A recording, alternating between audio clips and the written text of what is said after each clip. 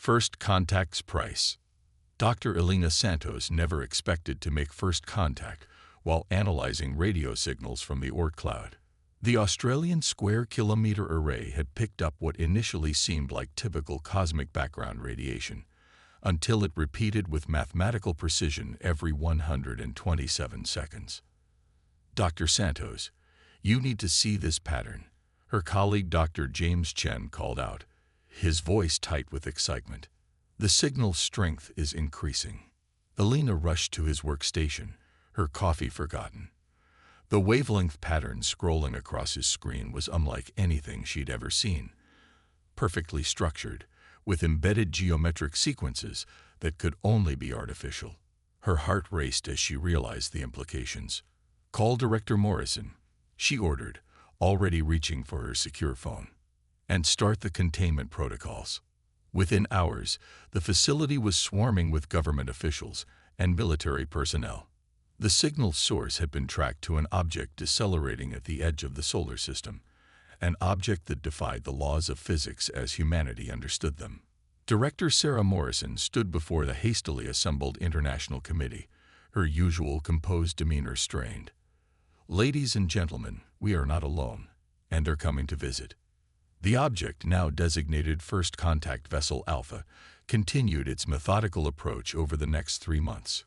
Earth's governments worked frantically to prepare, establishing the United Earth Response Council, UERC, to coordinate humanity's first interaction with an alien civilization. Elena found herself at the center of it all, working alongside military strategist Colonel Marcus Rivera to decode the increasingly complex transmissions. The breakthrough came on a cold winter morning in Antarctica, where the world's largest radio telescope had been constructed specifically for this purpose. "It's a language primer," Elena explained, gesturing to the holographic display. "They're teaching us how to communicate." Colonel Rivera studied the patterns with narrowed eyes. But why invest so much effort? Why not just arrive and establish contact directly? Elena's response was interrupted by a new signal, different from the others. As the computer translated it using their growing understanding of the alien language, her blood ran cold. "To the inhabitants of Sol 3, the message began. Your world has been identified as a Class A biological repository. The Varaxian Empire claims priority rights to your genetic diversity. Prepare for assessment and classification." The implications became clear as more messages arrived. Earth wasn't being contacted as equals. We were being appraised like goods at auction. Our planet's incredible biodiversity, the result of millions of years of evolution, made us valuable. Not as a civilization, but as a resource to be harvested. Colonel Rivera's team quickly decoded the rest. The Varaxians were an ancient empire that had spread across thousands of worlds, but they faced a crisis. Their genetic engineering had reached its limits, and they needed fresh genetic material to continue their biological advancement. Earth, with its rich variety of life forms, was a precious find. "They're not coming to trade or share knowledge," Elena reported to the UERC. "They're coming to take samples of everything, including us." The revelation sparked a fundamental shift in Earth's preparation strategy. What had been a diplomatic mission became a desperate race to defend humanity's independence. But the Varaxians' messages had revealed something crucial. They hadn't encountered significant resistance in generations. Their technological superiority had made them complacent. Director Morrison called an emergency session of the UERC. "We have 8 months before their harvest fleet arrives. They expect compliance, not resistance. That gives us one advantage: the element of surprise." Colonel Rivera stood, his expression grim but determined. "Then we need to make those months count. Every nation, every resource, every brilliant mind focused on one goal: making sure humanity's first contact doesn't become humanity's last stand." Elena looked at the latest transmission data, noting how the Varaxians casually shared details of their capabilities, apparently unconcerned about revealing their technological advantages. Their arrogance might be their weakness. "They think we're primitive," she said. They haven't bothered to hide their methods of faster-than-light travel, their energy systems, or their computational networks. They've handed us the blueprint of their civilization. Then we'll use it, Morrison declared. Every scrap of information, every advantage we can squeeze from their overconfidence. Humanity didn't climb to the top of Earth's food chain by being easy prey. The UERC's decision was unanimous. Operation Shadow Protocol was initiated, a global effort unlike anything in human history. While maintaining the appearance of a primitive civilization preparing to welcome advanced visitors, Earth's nations would secretly marshal their resources for a very different kind of first contact. As Elena left the conference room, Colonel Rivera fell into step beside her. "The real work starts now," he said quietly. "We need to understand their technology well enough to fight it." Elena nodded, her mind already racing with possibilities. "They've given us the keys to their kingdom, thinking we're too primitive to use them. Let's prove them wrong." The next day, as dawn broke over the Antarctic Research Station, humanity began its greatest undertaking. In secret facilities around the world, scientists and engineers would work to transform the Varaxians' technical data into working technology. Military strategists would develop new tactics to combat an enemy that hadn't faced real resistance in centuries. And deep beneath the Earth's surface, construction would begin on humanity's answer to the coming storm.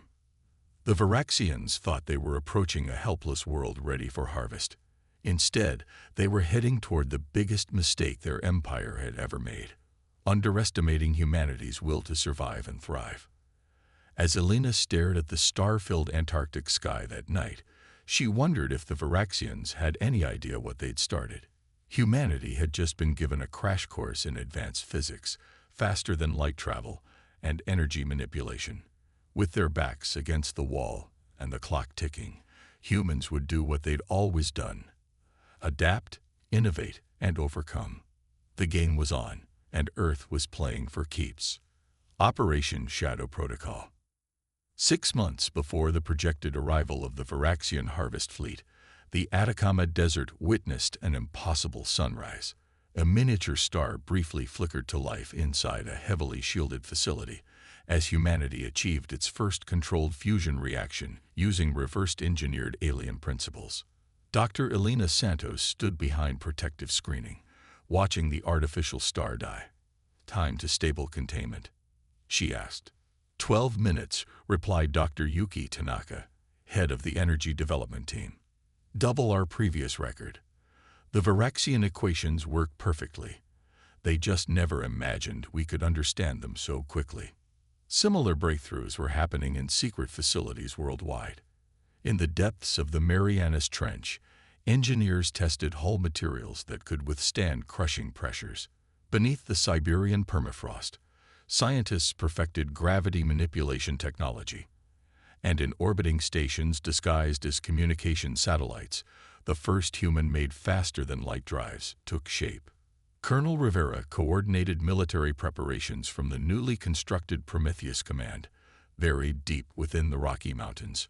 "Show me the latest simulation results," he ordered. The holographic display filled with data from thousands of combat scenarios. Traditional military doctrine meant nothing when fighting an enemy that could manipulate gravity and travel faster than light. They needed something new. "We're approaching this wrong," Elena said, studying the results. She'd been called in to consult on strategy, her understanding of Varaxian technology proving invaluable. "We're still thinking like a planetary civilization. The Varaxians control space, but they've forgotten about the other dimensions of warfare." Rivera raised an eyebrow. "Explain."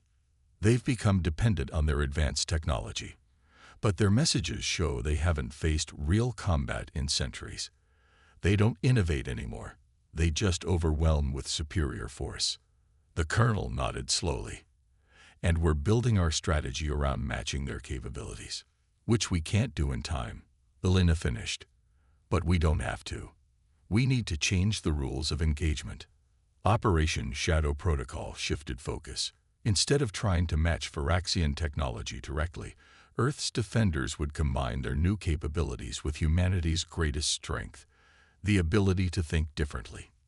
In the Arabian desert, enormous underground hangars housed ships that looked nothing like conventional spacecraft. Inspired by deep-sea creatures, they were designed to manipulate gravity fields in ways the Varaxians had never considered. The aliens' own technical data suggested they'd stopped exploring new applications of their technology generations ago. The Indian Ocean became home to mobile underwater assembly plants, using the ocean's pressure to forge materials stronger than anything previously possible. Chinese quantum computing facilities processed combat scenarios faster than any system ever built, identifying weaknesses in Varaxian tactical doctrine. But humanity's greatest advantage came from an unexpected source. Dr. Chen's team made a crucial discovery while analyzing the alien language patterns. Their entire civilization is built on conformity, he explained to the UERC. Their language, their technology, their tactics, everything follows predetermined patterns. They haven't had to adapt in so long. They've lost the ability to handle the unexpected. Director Morrison seized on this insight. Then we'll give them chaos. Show me what we've got. The reports were impressive. Australian engineers had developed ghost ships that could project false sensor readings. Brazilian scientists had created weapons that didn't just damage Varaxian systems. They introduced random variables that made their automated responses unreliable. European researchers contributed void spheres, devices that created unpredictable localized destructions in spacetime. Not powerful enough to destroy Varaxian ships directly, but devastating to their rigid, pattern-based combat systems. We're not just building weapons, Alina realized. We're building confusion. The Varaxians' messages continued, filled with detailed instructions for Earth's surrender and classification. Each transmission provided more insight into their capabilities and limitations. Their confidence in their technological superiority had made them careless with information security. 3 months before the projected arrival, humanity tested its first integrated defense system. Beneath the Pacific Ocean, a network of quantum-linked sensors came online, capable of detecting faster-than-light signatures. Along the asteroid belt, automated manufacturing facilities began producing decoys and weapon platforms. The moon's far side, forever hidden from Earth, underwent a transformation. Vast chambers were carved into its rock, housing energy collectors and launch systems. When the Varaxians arrived, they would find humanity's defenses extended far beyond planetary boundaries. Colonel Rivera watched the latest war games with satisfaction. The simulated Varaxian forces, programmed with all known tactical data, consistently failed to adapt to human innovations. We're ready for Phase 3, he announced. Phase 3 was the riskiest part of Operation Shadow Protocol, visible preparation. The Varaxians would expect some attempt at resistance, and a complete lack of military activity might raise suspicion. Earth began launching obviously primitive spacecraft and weapons systems, carefully designed to reinforce the image of a struggling civilization. Let them think they know what they're facing, Morrison said during the final briefing. Everything they can detect is within their expected parameters for our technology level. Elena studied the latest astronomical data. The Varaxian fleet would arrive in just under 90 days. Humanity had accomplished in months what might normally take decades, driven by necessity and armed with their enemy's own technical knowledge. Will it be enough? She wondered aloud. Rivera smiled grimly. It has to be. But remember, we don't need to defeat their entire empire. We just need to prove we're more trouble than we're worth. As the countdown to arrival continued, humanity's true defenses remained hidden. The visible military buildup was a carefully crafted deception, while beneath the seas, underground, and in the dark reaches of space, a very different force waited. The Varaxians were coming to harvest a primitive world. They would find instead a species that had taken their own technology and transformed it into something they couldn't predict or control. Humanity's greatest weapons wouldn't be superior firepower, but innovation, adaptability, and the element of surprise. Earth was ready. The trap was set, and in the vast darkness between the stars, the Varaxian harvest fleet approached. Unaware, they were about to learn a crucial lesson about underestimating humanity. The awakening storm. The Varaxian harvest fleet materialized at the edge of the solar system, exactly as predicted. 67 massive ships, their crystalline hulls refracting starlight in impossible patterns. They moved with perfect precision, their formation an expression of mathematical harmony that had subdued 1,000 worlds. In Prometheus Command, Elena Santos watched the quantum sensor feeds with practiced calm. Right on schedule, she noted, her voice steady despite the weight of the moment. Colonel Rivera nodded, his attention focused on the tactical displays. Launch Operation Ghostlight. Throughout the solar system, humanity's first layer of deception activated. Thousands of primitive satellites and defensive platforms became visible to Varaxian sensors, presenting exactly the level of technology they expected from Earth. The Varaxian command ship, designated Harvest Prime by Earth's forces, transmitted its first local message. The alien words scrolled across screens worldwide. Primitive civilization detected. Classification and harvesting protocols initiated. Resistance capabilities minimal. Proceeding with standard collection pattern. Elena allowed herself a small smile. They've taken the bait. All ships are following the predicted approach vectors. The Varaxian fleet split into textbook formation, spreading out to establish control over Earth's orbital space. Their movements were precisely as their tactical databases had indicated, perfectly optimized for subduing primitive worlds, unchanged for centuries. They're launching atmospheric probes, reported Dr. Chen from the sensor station. Standard pattern, just like their messages showed. Rivera's expression remained stern. Time to show them their first surprise. Activate the void spheres. In carefully calculated positions throughout the solar system, hundreds of seemingly innocent pieces of space debris suddenly changed. The void spheres, humanity's first major innovation in Varaxian technology, created unpredictable distortions in space-time, not enough to damage the mighty alien ships, but more than enough to disrupt their perfectly calibrated sensors. The effect was immediate. The Varaxian formation wavered as their probe ships received conflicting data. Their rigid command structure, designed for perfect efficiency, struggled to process the unexpected anomalies.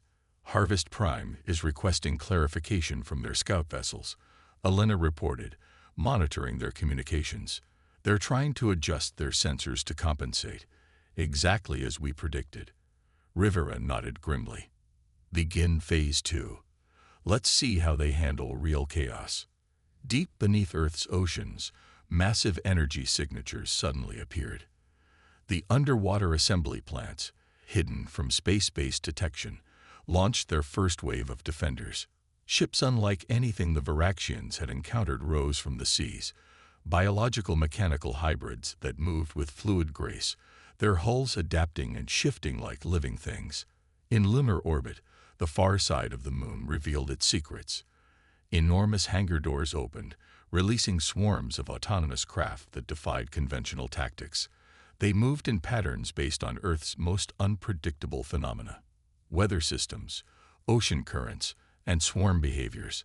The Varaxian fleet's response was telling.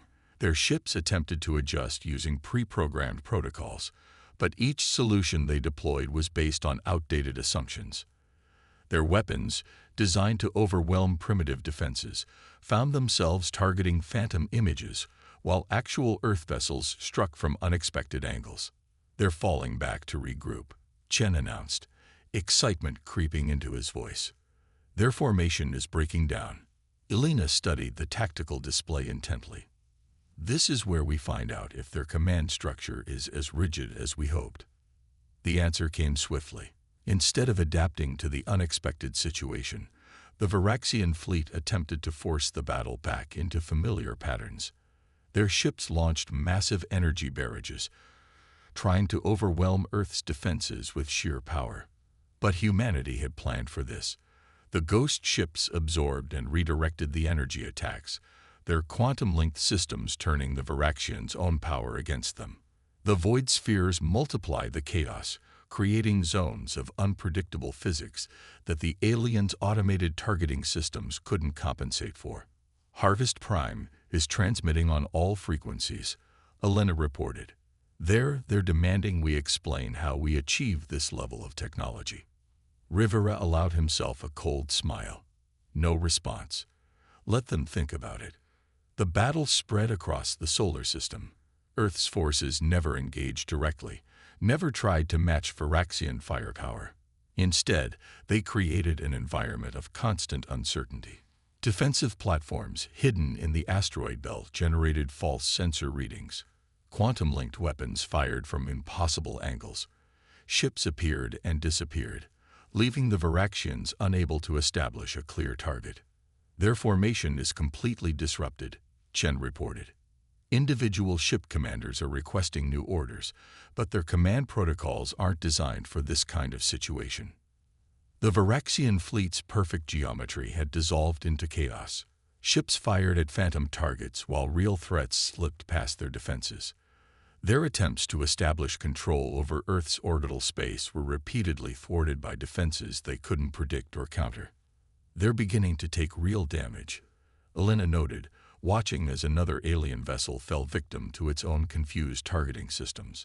Their ships are colliding with each other, trying to avoid our phantom signals. Rivera studied the tactical display with intense focus. Now we show them the true cost of underestimating humanity. Launch the Kraken Protocol. From the depths of Europa, Jupiter's ice-covered moon, humanity's ultimate deterrent emerged. Not a weapon of destruction, but a weapon of disruption. Thousands of quantum-entangled devices, each programmed to infiltrate Varaxian systems and introduce subtle errors in their perfect calculations. The effect cascaded through the alien fleet. Ships lost synchronization with their battle network. Targeting systems gave conflicting data. The rigid hierarchy of command began to break down as individual vessels faced situations their protocols had never anticipated. Harvest Prime is ordering a general retreat, Elena announced, her voice tight with controlled emotion. They're falling back to the outer system. The mighty Varaxian Harvest Fleet, which had expected to find a primitive world ripe for collection, was instead facing its first major defeat in centuries. Their perfect order had been turned against them, their technological superiority undermined by innovation they hadn't thought possible. As the alien ships struggled to regroup, humanity's defenders pressed their advantage. Not to destroy. There was no need. The message was being sent clearly. Earth would not be an easy conquest. The cost of trying would far outweigh any potential gain. The battle wasn't over, but its outcome was becoming clear. Humanity had changed the rules of engagement, and the Varaxians found themselves fighting a type of war they had forgotten was possible. The harvest of Earth would not proceed as planned, if it proceeded at all. Turning point. In the Kuiper Belt, where diminutive ice worlds trace lonely orbits through the void, humanity prepared its endgame. The retreating Varaxian fleet had regrouped, but their perfect formation was gone. Ships clustered in defensive patterns, their sensors straining to separate reality from the ghost signatures that haunted the outer solar system. They're adapting, Elena observed from her station in Prometheus Command. Slowly, but they're learning. Colonel Rivera studied the tactical display with intense focus. Too late. Execute final protocol. Throughout the solar system, humanity's hidden assets began to move. The true purpose of Operation Shadow Protocol was about to be revealed, not just to defend Earth, but to fundamentally change the galaxy's balance of power.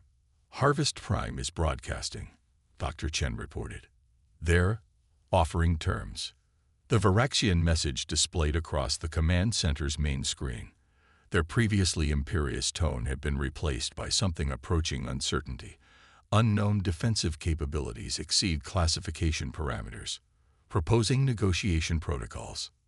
No response, Rivera ordered. Let them think while we position our forces. Deep within the ice dwarf Eris, automated factories that had been hidden since the crisis began activated. They launched swarms of devices that the Varaxians' sensors registered as debris, until they began to move with purpose. The alien fleet's formation tightened as they detected the new threat, their weapons charged, ready to obliterate the approaching objects. But when they fired, their energy beams passed through empty space. The swarms had already shifted position, using principles of quantum uncertainty that the Varaxians had abandoned as too unpredictable centuries ago. Phase 1 complete, Elena announced. The fleet is fully surrounded by quantum mines. These weren't conventional weapons. They were worse.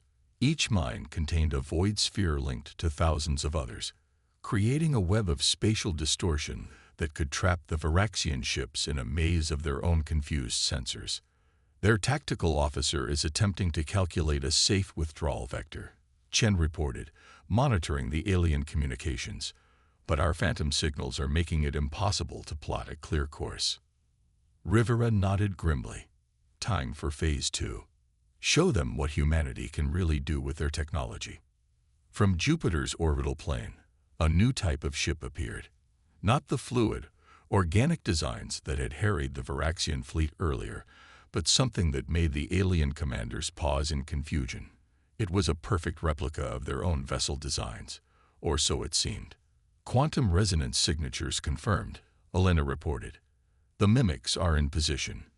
The mimic ships, built using the Varaxians' own technical specifications, began to broadcast on the alien fleet's command frequencies. But instead of following the Empire's rigid protocols, they transmitted chaos, contradictory orders, phantom threats, and sensor data that appeared perfect but led to catastrophic tactical errors. The Varaxian command structure, designed for perfect efficiency, began to break down completely. Ships received multiple contradictory orders, each appearing to come from legitimate command sources. Their attempts to identify the true commands only led to more confusion. Harvest Prime is attempting to assert direct control over the fleet, Chen announced. They're switching to emergency protocols.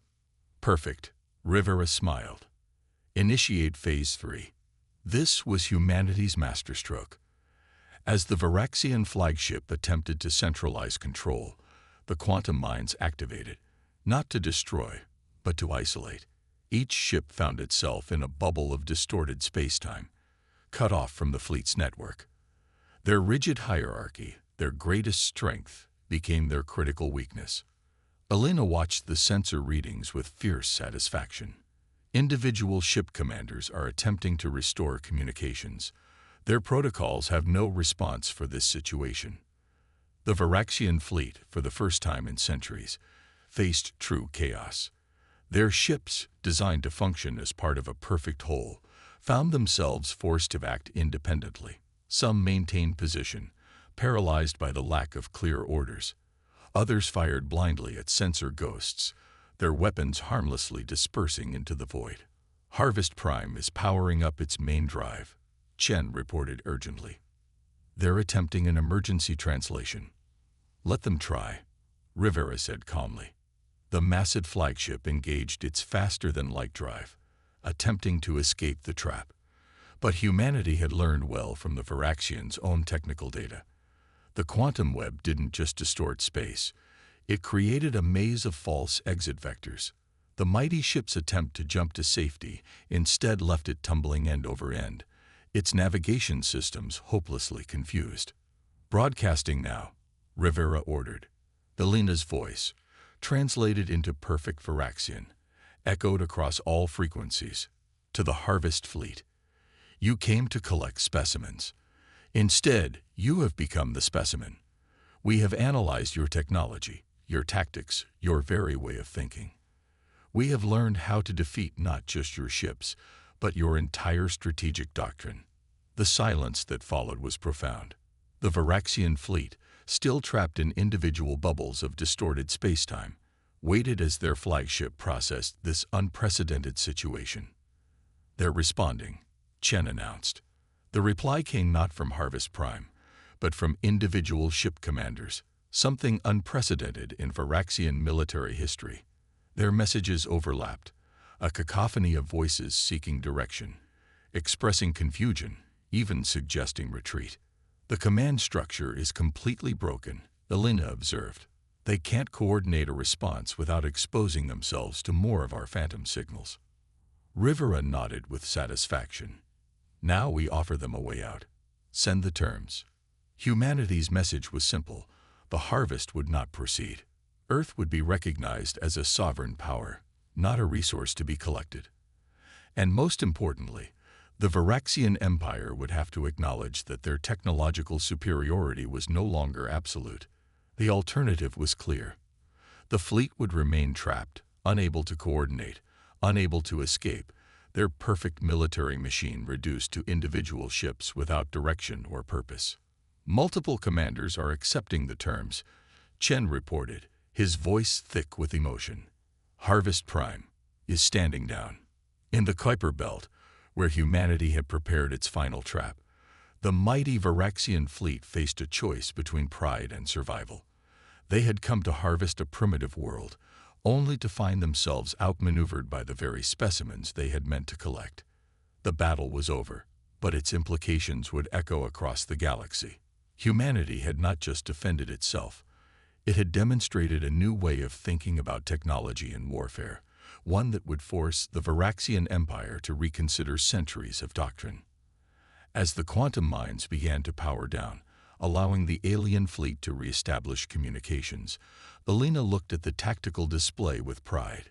"We didn't just win a battle," she said quietly. "We changed the rules of the game."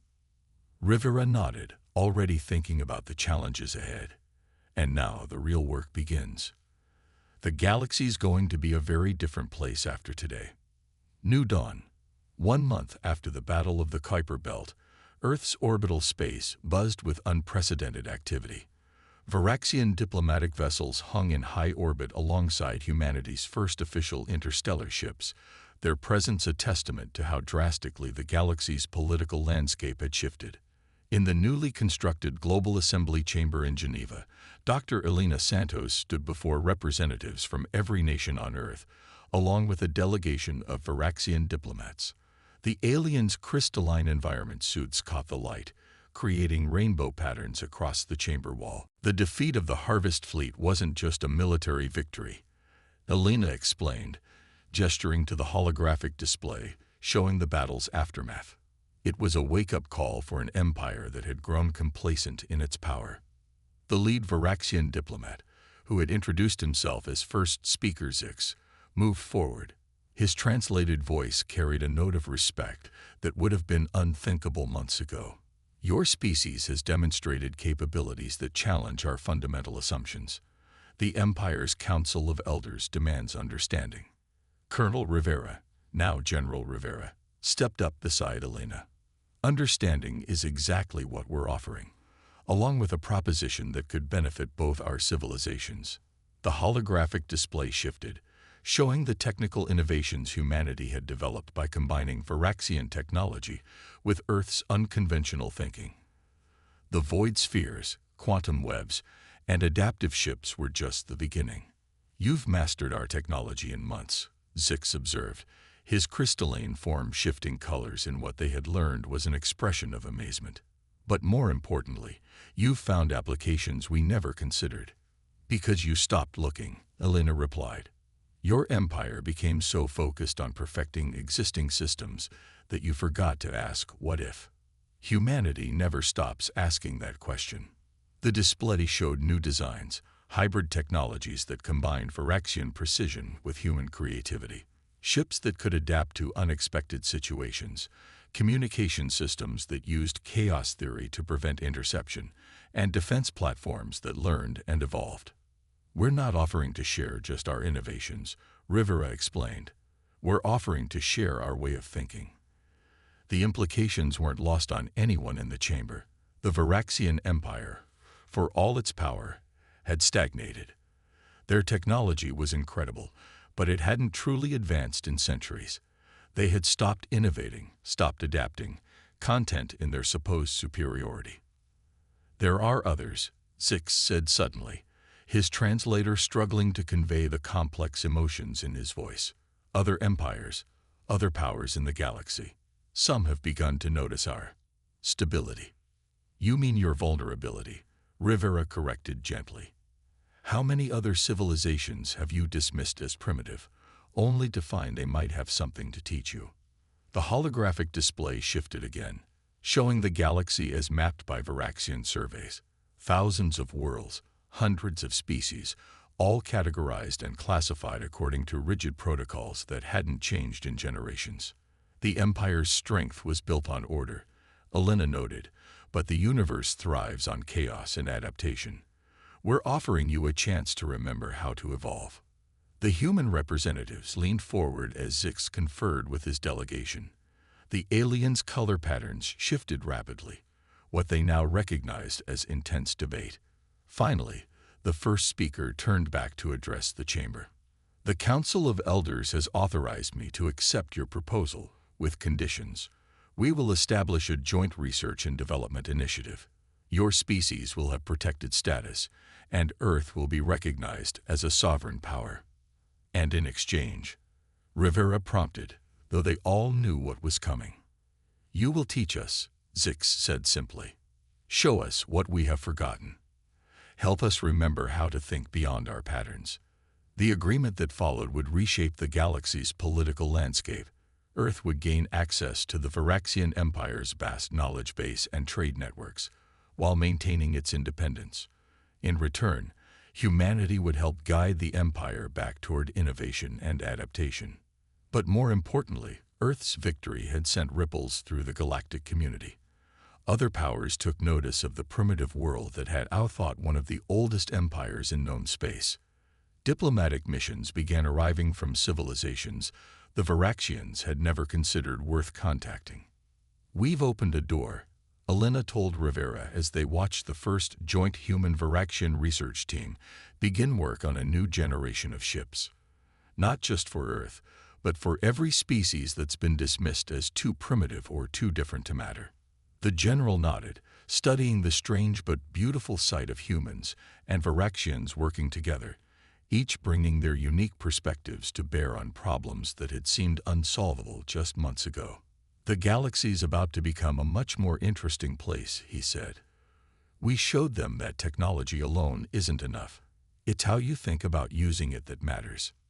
In orbit, the first ships of Earth's new defense fleet took shape, their designs unlike anything the galaxy had seen before. They combined Varaxian precision with human adaptability, creating vessels that could think and evolve as needed. The Varaxian Empire was learning to embrace chaos, to see the value in unpredictability and innovation. Other powers were watching, reassessing their own assumptions about progress and civilization. And humanity, true to form, was already looking toward the next challenge. We're not just joining the galactic community, Elena observed, watching a group of young scientists excitedly sharing ideas with their Varaxian counterparts. We're changing it, making it better. As she spoke, the first joint expedition prepared to launch, carrying human and Varaxian explorers to the edges of known space. They would face the unknown together, combining the Empire's vast knowledge with humanity's endless capacity for adaptation and innovation. The Harvest Fleet had come to collect specimens from a primitive world. Instead, they had found partners who would help forge a new future, one where progress wasn't measured by technological superiority alone, but by the ability to think differently, to adapt, and to grow. Earth's children would travel to the stars not as specimens to be collected, but as teachers and innovators, showing the galaxy that true advancement comes not from perfecting the old, but from constantly seeking the new. The dawn of a new era had begun, and humanity was helping to light the way.